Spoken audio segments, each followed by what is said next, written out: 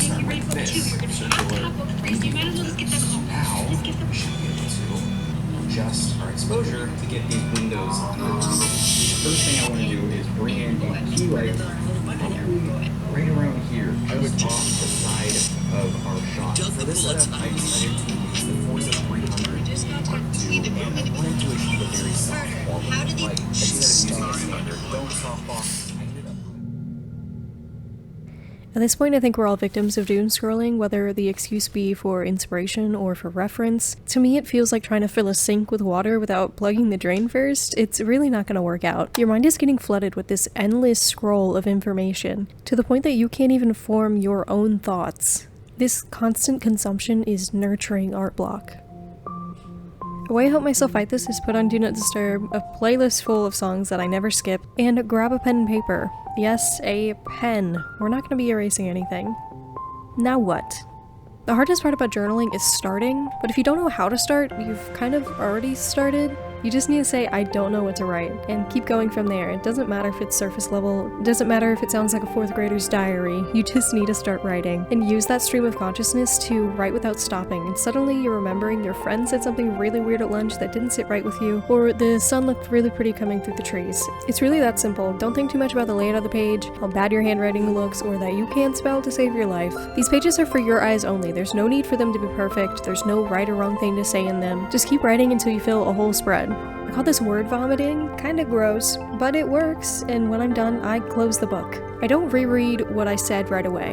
When you're still in that same headspace, trying to see anything different in those words is nearly impossible, unless you're amazing at self-reflection. It's like getting in a huge argument with someone and then going to your best friend and saying, look at this thing, and most of the time they're gonna back you up, so you're just hyping yourself up in your own writing.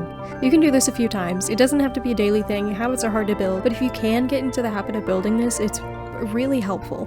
After a few hours or days, depending on how extreme your writing was, grab your favorite highlighter and start reading. Don't correct your spelling mistakes or scratch out anything you're now embarrassed to have said.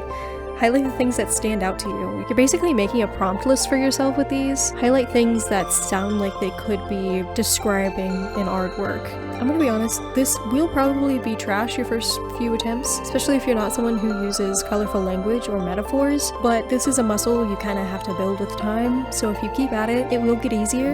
And wow, you may now have an idea for a meaningful drawing that came from your life experience. But not all art has to be meaningful or make you feel anything. Journaling could look different for you. You can use the same idea of stream of consciousness writing for anything, really. You could want to develop a character and have only a few things in mind. Like, this is an OC of mine from middle school, as an example. You could just write down any ideas you can think of that could fit this character, and then go back and highlight the things that do fit them or that you do like the most. Like in mine, I was writing about her style, how her bedroom looks, her family, all that stuff. And then you go back, highlight the things you actually like, and there's your character. You worked through that on the page. Sometimes it's better to just get it out of your head. This helps you start building a character from your own brain instead of scrolling on Pinterest for hours. You can do that after, but try to make it yourself first. I like my art to be connected to my life. I've always used creating as a way to vent, be it through writing or making videos or painting. I get my ideas from anything and everything.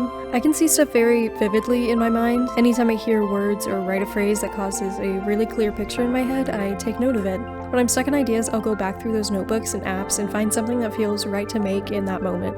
Through doing this, I've not only gotten ideas, I've learned how I talk to and about myself, and let me just say, I am so mean to myself. This has been one of the best things to help me be nicer to myself. And it's great too, because I get so many ideas out of it. Trash talking myself is helpful. Not really. Journaling is really pushed out as a self-improvement thing, or like preteen girls, but self-reflection is really important, and as an artist and just as a human, I think it can be really helpful. And please remember, you have the exact same hardware as everyone else. You have so much knowledge already in your head, and oversaturating it with mindless scrolling, hoping to somehow find inspiration in the numbness, is unsustainable. We really gotta put in the work to break that dopamine addiction.